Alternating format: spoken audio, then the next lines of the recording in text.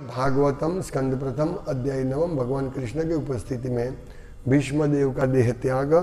श्लोक संख्या 49। पित्रा चानुमतो राजा वासुदेवानुमोदितः चकार राज्यं धर्मेण पितृपैतामहं विभुः।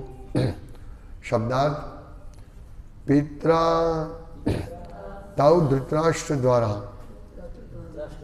च तथा अनुमतः उनकी अनुमति से राजा युधिष्ठिर ने वासुदेव अनुमोदितः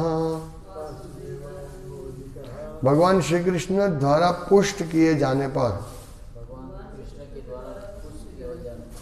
चकार चलाया राज्य धर्मेण राजनियमों के सिद्धांत अनुसार पिता पैतामहम पूर्वज जैसा विभुः महान। अनुवाद: तत्पश्चात परम धर्मात्मा राजा महाराज युधिष्ठिर ने अपने ताऊ द्वारा प्रतिपादित तथा श्री कृष्ण द्वारा अनुमोदित राज नियमों के सिद्धांत अनुसार साम्राज्य का संचालन किया।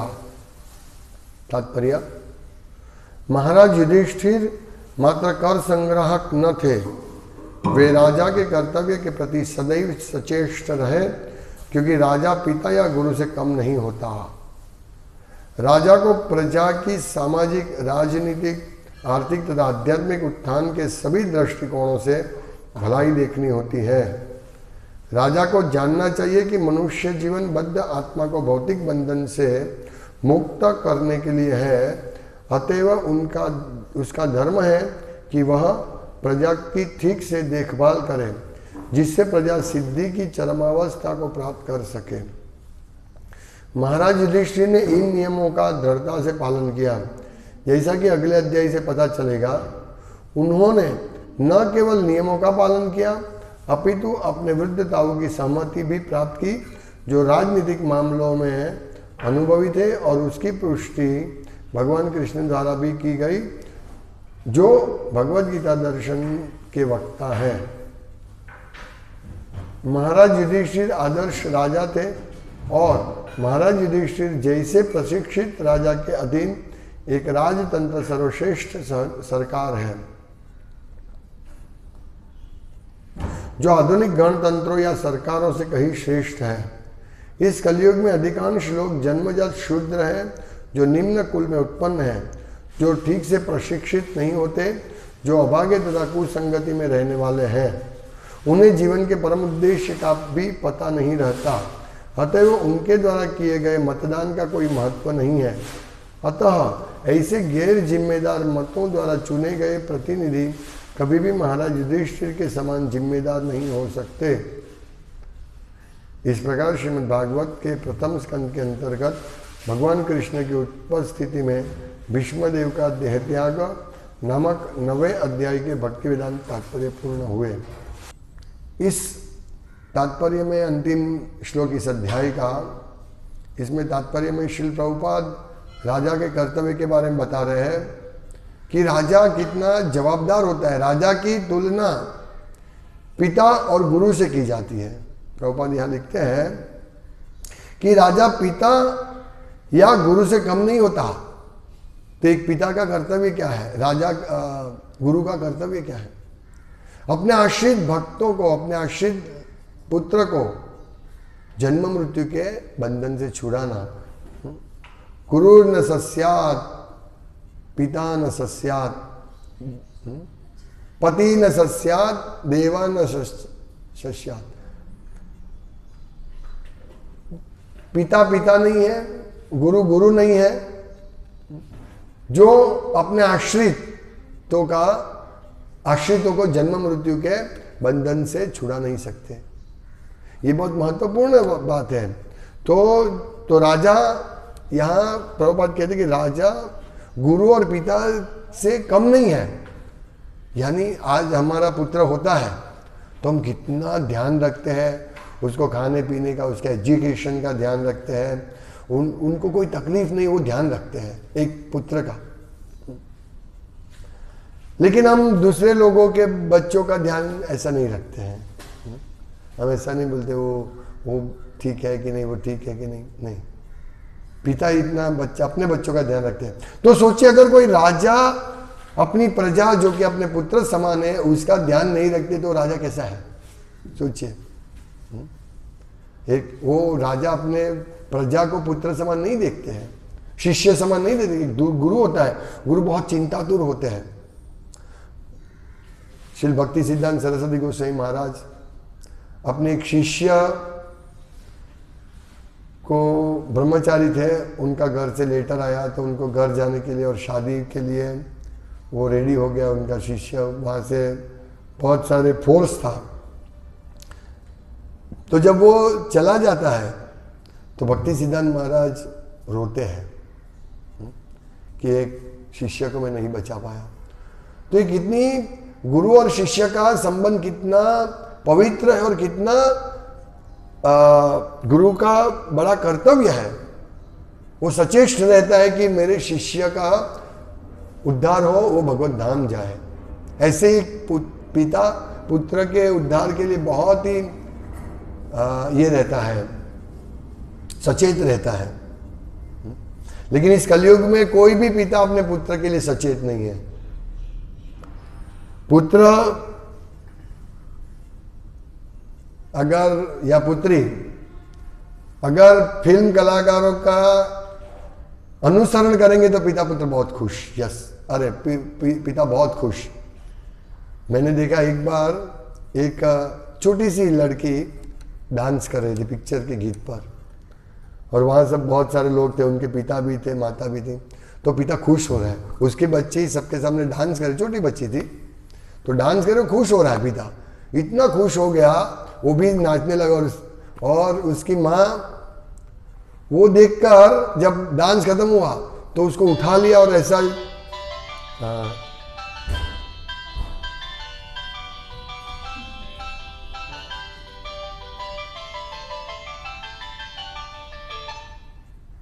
तो उठा लिया और उसको चुंबन कर दिया, जैसे बहुत बड़ा कार्य किया। इतने खुश हो गए, सब लोग ताली बजाने लगा। हा। देखिए, ऐसे माता पिता अपने पुत्रों के प्रति सचेष्ट नहीं है। हाँ, वो समझते हैं कि यही है पुत्र का या पुत्री को यही करना है, जीवन का उद्देश्य कुछ नहीं है और इसके अलावा इसको छोड़ के इंद्रिय तृप्ति करना, यश मिले, हो बहुत सुंदर हीरोइन की तरह नाचे। ये आज के कलयुग के पिता माता कोई पड़ी नहीं है, उनको कोई दरकार नहीं है। तो राजा भी ऐसी है। जैसे एक भक्त पिता होता है, वो सोचता है मेरे बेटे को मैं भक्त बनाऊंगा, उसको जन्म मृत्यु से छुड़ाना है। इसको बोलते हैं सचेष्ट जवाबदारी वाला पिता। अपने बेटे को भक्त बनाना है, उसको भौतिक जगत में से निकालना है। ऐसा कौन सोचता है इस कलयुग में भक्त को छोड़कर। लेकिन कभी कभी भक्त भी सोचते हैं उसको बहुत पढ़ाएंगे बेटे को। हमारे एक भक्त है तो उसको मैंने बोला, भाई अपने बेटे को ये सब इंद्रिय तृप्ति के पीछे क्यों लगाते हो? क्यों वो कंप्यूटर मांगता है कंप्यूटर दे दो, तो बाइक मांगता है कार मांगता है सब दे देते हो। नहीं, उसको भक्ति कराओ। तो बोला, मेरे बेटे ने बोला कि पिताजी आप तो 25 साल के बाद भक्त बने ना, तो मैं भी 25 साल के बाद भक्त बनूंगा। ऐसा है। और पिता भी कॉम्प्रोमाइज कर ले, ठीक है मेरा बेटा बनेगा 25 साल के बाद। तो क्या अपने बेटा 25 साल के बाद भक्त बनेगा? नहीं बनेगा। कैसे? क्यों? हम उनको इंद्रिय तृप्ति का शिक्षण दे रहे हैं बचपन से। कौमारो आश्रित प्राज्ञो धर्मान भागवतान। यहाँ कौमार अवस्था से बच्चे को ये सिखाना चाहिए, भागवत धर्म सिखाना चाहिए। तो वो सच्चा पिता है, वही सच्चा गुरु है। आजकल गुरु भी ऐसे होते हैं, दक्षिणा दो, आपका काम हो गया है, गुरु पूर्णिमा को मुझे मिलने आना, मैं आशीर्वाद दे दूंगा। कोई पड़ी नहीं है गुरु को, कोई पड़ी नहीं पिता को। ऐसा ही है। पिता और गुरु को कुछ पड़ी नहीं अपने बेटे को ही, तो फिर राजा को भी क्या पड़ी है अपनी प्रजा को। महाराज परीक्षित जो जिनकी वजह से हमें भागवतम मिला, वो महाराज परीक्षित एक गाय की हत्या देखते हुए तुरंत ही उसको, जो गाय की हत्या करे उस शूद्र को मारने के लिए तैयार हो गया। इसको बोलते हैं राजा। कम से कम पिता, राजा और गुरु को ये प्रयास करना चाहिए कि अपने आश्रित भगवत भक्त बने। कम से कम प्रयास करना चाहिए। प्रयास तो मतलब प्रयास तो कम से कम करना चाहिए, कम से कम प्रयास नहीं, प्रयास तो कम से कम करना चाहिए। लेकिन आज कोई प्रयास भी नहीं करते, छोड़ देते हैं। इसीलिए भक्त को बहुत सावधान रहना चाहिए। अपने बेटे को सत्संग में लाना चाहिए, उसको मंगल आरती में लाना चाहिए, उसको कीर्तन करवाना चाहिए। ये माता पिता का फर्ज है, छोड़ नहीं देना चाहिए। स्ट्रगल करना पड़ेगा। आज राजा को राज्य चलाने तो ऐसा नहीं है कि उनको बहुत फैसिलिटी मिलती है तो वो ऐसे ही अपने आप चलता रहेगा राजा, नहीं, उसको बहुत मेहनत करना पड़ता है। ये सब राजा लोग ऐसे गुप्तचर रखते थे और उनसे सब इंफॉर्मेशन लेते हैं कि प्रजा कैसी है, प्रजा ठीक तरह से रह रही कि नहीं। ये अभी कौन करता है? राम भगवान, ये कितना बड़ा आदर्श स्थापित किया राम भगवान ने राजा के रूप में, कि अपनी प्रजा के, किसी ने बोला कि ये धोबी ने या एक व्यक्ति ने बोला कि मैं कोई, उनके घर में झगड़ा हुआ, उनकी पत्नी किसी दूसरे के घर जाके आई थी, रुक के, वो ऐसा कुछ ये नहीं किया था, पर उसने ऐसा बोला कि मैं कोई राम नहीं हूं कि दूसरे के घर पे रही हुई पत्नी को मैं स्वीकारूं। राम भगवान ने ये किया। एक आदर्श राजा थे, हालांकि उनको मालूम था, सब कुछ मालूम था, सीता माता कौन, सीता क्या है, उनकी सहधर्मिणी है, वो दूषित बिल्कुल भी, उनकी अग्नि परीक्षा भी हुई थी। देखिए, अग्नि परीक्षा भी भगवान ने करवाई थी, फिर भी ये व्यक्ति ने ऐसा बोला। और भगवान एक आदर्श प्रस्तावित करने वाले थे, इसलिए भगवान ने सीता माता को त्याग किया। एक आदर्श राजा ऐसे होते हैं, क्योंकि अगर भगवान ने सीता माता का त्याग नहीं किया होता तो आज कलयुग में अधर्म फैला होता। ये स्पष्ट बात है। सब इस प्रकार करते होते हैं कि मतलब स्त्री भी दूषित होती है और पति को भी कोई तकलीफ नहीं है, ऐसा होता और हो रहा है अभी। तो मूर्ख लोग अभी बोलते हैं कि भगवान राम कैसे भगवान है, जो सीता माता प्रेग्नेंट थे फिर भी उनका त्याग कर दिया। हालांकि भगवान राम कभी भी सीता का त्याग नहीं कर सकते, ये हो ही नहीं सकता, क्योंकि भगवान की अर्धांगिनी है, शाश्वत लक्ष्मी है सीता माता। तो लक्ष्मी देवी एक क्षण के लिए भी नहीं भगवान को छोड़ के जाते हैं।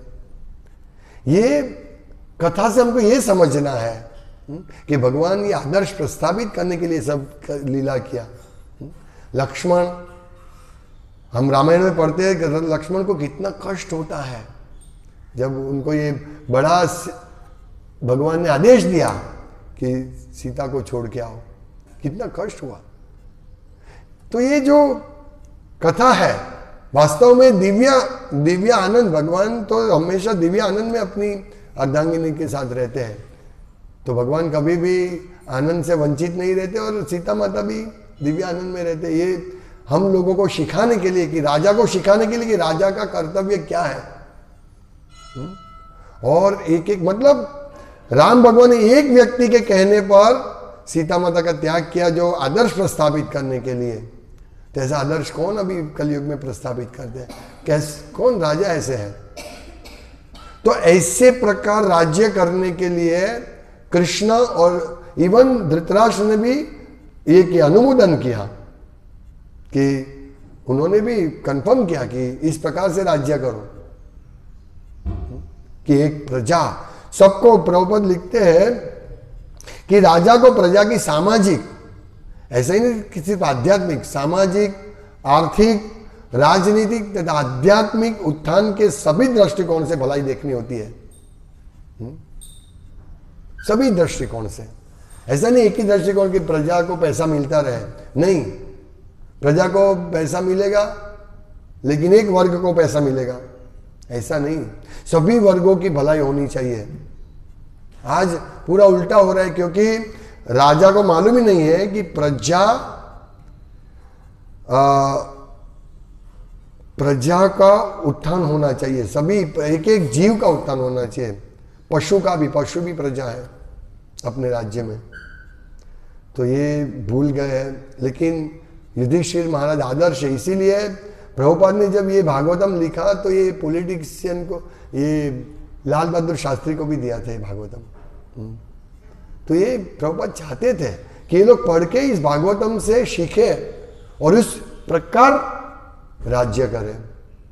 इसलिए आप देखेंगे, हम लोग देखते हैं प्रभुपाद बहुत बार बताते हैं कि एक राजनीतिक पुरुष व्यक्ति का कर्तव्य क्या है, उसको इस प्रकार से, और पिता का कर्तव्य क्या है वो भी बार बार, गुरु का कर्तव्य, तीन व्यक्ति का बहुत बार बता रहे प्रभुपाद अनेक तात्पर्य में, कि राजा, पिता और गुरु, ये तीनों का बहुत बहुत जवाबदारी वाला कर्तव्य है। पिता बहुत जवाबदारी वाला है, लेकिन आजकल पिता क्या है, बेटा कमाना शुरू कर दिया, बस मेरा यही उद्देश्य है, बेटा बहुत पढ़े, अच्छे स्कूल में पढ़े, अच्छे मार्क्स से पास हो, हाँ, और खूब कमाए, गधे की तरह काम करे, खूब कमाए, बस। उनको कृष्ण भक्त बनाना बेटे पिता का इसमें आता ही नहीं है, वो सोचता ही नहीं है कि मेरे बेटे को मैं कृष्ण भक्त बनाऊं ताकि वो जन्म मृत्यु से छूटे। ऐसा कौन बेटा और पिता तैयार है, सिखाते नहीं है। इसीलिए हम लोगों को बचपन से ही बच्चों को सिखाना चाहिए कि भक्ति करो, और बहुत मेहनत करनी पड़ेगी बच्चे को भक्ति लाइन पर लाने के लिए, क्योंकि कलो शुद्र संभवात, कलयुग में सब लोग शुद्ध हैं, जन्म से ही शुद्ध है, सभी कलयुग में ये शुद्ध लोग हैं। तो इनको शुद्र को ट्रेनिंग देना कितना भारी काम है, कितना टाइम लगता है हम किसी को ट्रेनिंग देना। अभी आज आरती चल रही थी, प्रद्युम्न को बोला मृदंग बजाओ, नहीं बजाया। वो सोचता है ये क्या है, मैं तो थका हुआ है, क्या बजाऊंगा। ट्रेनिंग देना भारी है शूद्र को। वो आरती इधर चलता है, इधर उधर घूमता रहता है। वहाँ बच्चे का यही होता है, खूब मजा करूँ, उनको सीखना नहीं होता है कि मैं चलो कुछ करूँ भगवान के लिए। प्रहलाद महाराज जैसा प्रेम किस बच्चे को है, इसीलिए उनको चाबुक लेके मारना पड़ेगा। पिता को ढोल स्त्री और शिष्य, ढोल पुत्र या ढोल स्त्री और शिष्य, चाणक्य पंडित के, उनको पीटना पड़ता है। ढोल पशु नारी, ताड़न नहीं, वो तो है लालने बहुआ दोषा ताड़ने बहुआ गुणा।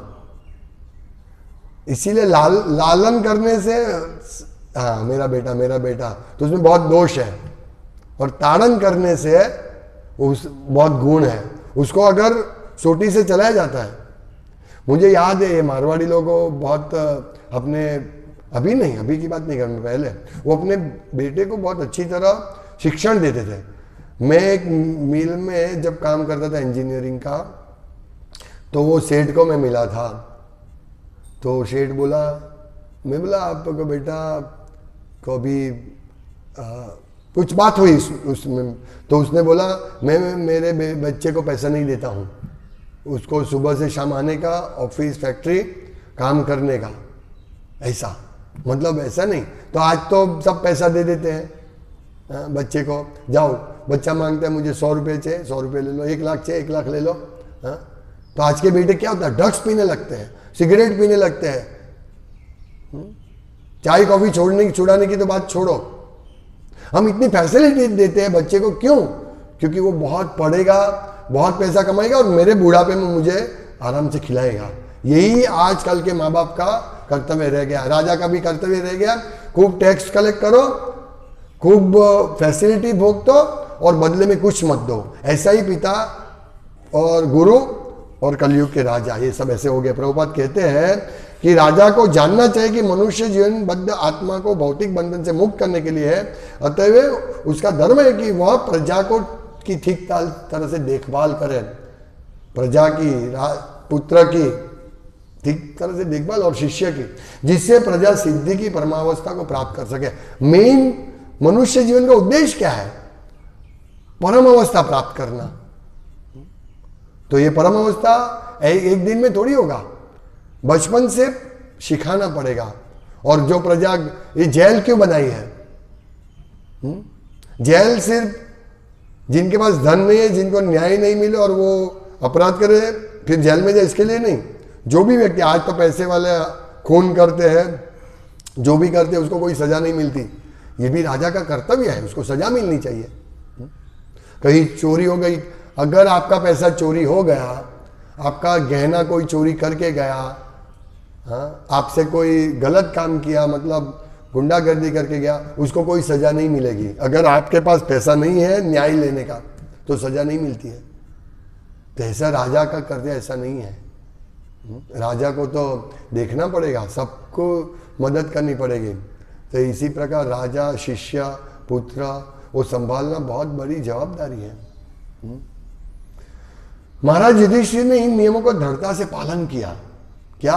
कि अपनी प्रजा को राजनीतिक, सामाजिक, आर्थिक और आध्यात्मिक जीवन में आगे, मतलब ये तीन जो है, धर्म, अर्थ, काम, उनको धर्म का पालन, उसका जो कर्तव्य है वो धर्म, उनको आर्थिक और उनकी इच्छा पूर्ण हो, इंद्रिय तृप्ति की, मतलब उनको खाने पीने का व्यवस्था हो, धर्म, अर्थ, काम, ये इसमें समझाने, शिक्षण देना पड़ेगा और उनको फैसिलिटी देनी पड़ेगी, तो फिर वो मोक्ष मुक्ति के लिए प्रयास करेंगे। आज कोई नहीं ऐसा प्रयास करते हैं। तो ये इस प्रकार से राज्य चलाने के लिए युधिष्ठिर महाराज को ट्रेनिंग मिली थी। भीष्मदेव ने ट्रेनिंग दी थी और वो देखते थे। यहां लिखा है परम धर्मात्मा राजा महाराज युधिष्ठिर। परम धर्मात्मा, धर्म क्या है? अपने कर्तव्य का पालन करो, भगवान का वाणी को समझो और इस प्रकार से अपना जीवन जियो, वो धर्म है। इसीलिए उनको धर्मराज, महान धार्मिक राजा बोला जाता है। धर्मात्मा, धर्म का रक्षण करने वाला आत्मा है। तो ऐसे धर्मात्मा जब राज्य करते हैं तो उस राज्य में उस प्रजा को देखना ही क्या है, हाँ? इसीलिए ऐसे बोलते पवित्र मत, पवित्र मत। क्यों? क्योंकि ऐसे हमें धर्मराज को सिलेक्ट करना है, धर्मात्मा को सिलेक्ट करना है। लेकिन धर्मात्मा कौन होते हैं प्रजा को मालूम नहीं है। इसीलिए प्रभुपाद क्या कहते हैं कि इस कलयुग में अधिकांश लोग जन्मजात शूद्र हैं। अधिकांश जो निम्न कुल में उत्पन्न है, जो ठीक से प्रशिक्षित नहीं होते हैं, जो अभागे तथा कुसंगति में रहने वाले हैं, ये कलयुग के लोगों का पिक्चर दे रहे प्रभुपाद। क्या? कि वो निम्न कुल में उत्पन्न होते हैं। तो कोई बोल सकते कि ब्राह्मण कुल में जन्म लिया है, क्षत्रिय कुल में जन्म लिया, तो निम्न कुल कैसे हो गया? नहीं, अभी ब्राह्मण कुल भी नहीं रहा, वर्णाश्रम पूरा ध्वंस हो गया है। तो जो भी जन्म लेता है निम्न कुल में जन्म, यानी क्या? माँ बाप संस्कार किए बिना बच्चे का जन्म हो जाता है। माँ बाप गर्भदान संस्कार, ये सब संस्कार के बिना ही बच्चे का जन्म हो जाता है, उनको मालूम ही नहीं है। शादी होती है तो सबको शराब पिलाया जाता है, नॉनवेज खिलाया जाता है, और ऐसी शादी के बाद बच्चे होंगे तो कैसे होंगे, है? क्या संस्कार होगा उस बच्चे में? शादी में हमारा अभी सूरत में जब बारात निकलती है, बच्चे का शादी, लड़के का, युवक का शादी होता है, तो बारात में शराब पीते हैं लोग। देखिए, बारात पहुंचती है उसके बाद शराब पीते हैं। शादी की जब ये होती है तो मांस खाते हैं। तो ऐसे चाहे वो क्षत्रिय हो, ब्राह्मण हो, कोई भी हो, ऐसे शराब पीने वाला, तम्बाकू खाने वाला ब्राह्मण, ऐसे मुंह में तम्बाकू रहता है, बोलते मैं ब्राह्मण हूँ। किसी के वहाँ जॉब करते, नौकरी करते, बोलते मैं ब्राह्मण हूँ। इसीलिए कोई ब्राह्मण, क्षत्रिय, वैश्य, शूद्र कुछ नहीं रहा। इसीलिए प्रभुपाद कहते हैं कि अधिकांश लोग जन्मजात शूद्र है, जो निम्न कुल में उत्पन्न है, जो ठीक से प्रशिक्षित नहीं होते, जो अभागे। प्रशिक्षण कौन देगा? कौन? माँ बाप को पड़ी है प्रशिक्षण देने की। एक ही प्रशिक्षण, किस प्रकार से पैसा कमाया जाए, किस प्रकार से खूब पढ़ाई करो पैसा कमाओ, ये सबकी सोच है। एक माताजी का पतिदेव गुजर गया, युवान है, उनके 2 बच्ची है। तो बोले अभी मैं बच्ची को मुझे शिक्षण देना है। क्यों? क्योंकि देखो मेरा पति मर गया तो मैं शिक्षण मुझे नहीं मिला है, इसीलिए मैं अपने बच्चों का देखभाल कैसे करूंगी। बोला क्यों? आप अपने बच्चे को थोड़ी देखभाल करें। आपको अगर शिक्षण मिला होता, आप विधवा हैं, और अगर आप जॉब करते होते, आप इतना पढ़े लिखे होते, जॉब करते हैं, तो आपका शोषण कितना होता कि कहीं जाके कि भाई आपके इसका तो पति नहीं है, तो कितना शोषण होता आपका, वो देखो ना। अच्छा है कि आप पढ़े लिखे नहीं है, आपका शोषण नहीं होगा। कृष्ण आपकी सब व्यवस्था करेंगे, और उनकी व्यवस्था कर दी कृष्ण ने, लेकिन वो संतुष्ट नहीं है, अभागे है सब सोचने, वो संतुष्ट नहीं है उनकी पोजीशन से। उनको खाना पीना मिलता है, भगवान की भक्ति करने को मिलती है, संतुष्ट नहीं है। तो ये प्रशिक्षण, रियल प्रशिक्षण क्या है? स्त्रियों का प्रशिक्षण क्या है? लड़कों का प्रशिक्षण क्या है? कृष्ण भक्ति में प्रशिक्षण देना है अपना। अगर कृष्ण भक्ति में प्रशिक्षित होगा, वैश्य को, क्षत्रिय को, ब्राह्मण के बच्चे को अगर ट्रेनिंग मिलेगी, तो वो कभी भी गलत रास्ते पर नहीं जाएगा। तो प्रशिक्षण नहीं है, अभाग्य है, और कुसंगति में रहने वाले हैं। कुसंगति, बच्चा छोटा बच्चे से ही उसको कुसंगति मिलती है। और अभी एक व्यक्ति को, अभी पेपर में पढ़ा मैंने कल न्यूज़ में, कि एक व्यक्ति को फांसी की सजा मिली क्योंकि उसने एक छोटी सी बच्ची के ऊपर बलात्कार किया, छोटी सी बच्ची पर। क्यों? क्योंकि उन्होंने पोर्नोग्राफी देखी थी, गंदा फिल्म देखा था, वो उसको प्रेरणा दिया, और एक बच्ची के ऊपर बलात्कार, ये सोच भी नहीं सकते, कोई नहीं सोच सकता है। परम पूज्य भक्ति विकास महाराज ने एक प्रवचन में कहा था, ये गंदी फिल्म है पोर्नोग्राफी, उसको तो बंद करना चाहिए तुरंत, ये बहुत बड़ा अपराध पाप है। देखिए अभी वो फांसी की सजा उसको मिल गई उसको, अभी आगे क्या होगा मालूम नहीं, लेकिन छोटी के बच्चे सोच भी नहीं सकते हैं ऐसा हो रहा है। ऐसे कुसंग, इसको बोलते कुसंगति, कुसंगति, मोबाइल की कुसंगति, सीखना मिलता है ये सब। तो ये अभागे लोग हैं, कुसंगति में रहने वाले हैं, उन्हें जीवन के परम उद्देश्य का भी पता नहीं, अतएव ऐसे लोगों द्वारा किए गए मतदान का कोई महत्व नहीं है। वो मतदान, इसकी वैल्यू क्या है? जैसे कुसंगति में अभागा है, जिसको कोई प्रशिक्षण नहीं, उसको मालूम क्या राजा क्या होता है। तो ये हिसाब से है, उनको मतदान का कोई महत्व नहीं है। अतः ऐसे गैर जिम्मेदार मतों द्वारा चुने गए प्रतिनिधि कभी भी महाराज युधिष्ठिर के समान जिम्मेदार नहीं हो सकते। प्रभुपाद बहुत कड़क लिखते हैं, हमारे मत का क्या मूल्य है। तो हम सबको ये सीखना है, अपने बच्चे को ट्रेनिंग देना, अपने आश्रितों को ट्रेनिंग देना, अपनी प्रजा को ट्रेनिंग देना, ताकि वो भगवत धाम जाए। हरे कृष्ण। श्रीमद् भागवतम की जय, श्रील प्रभुपाद की जय।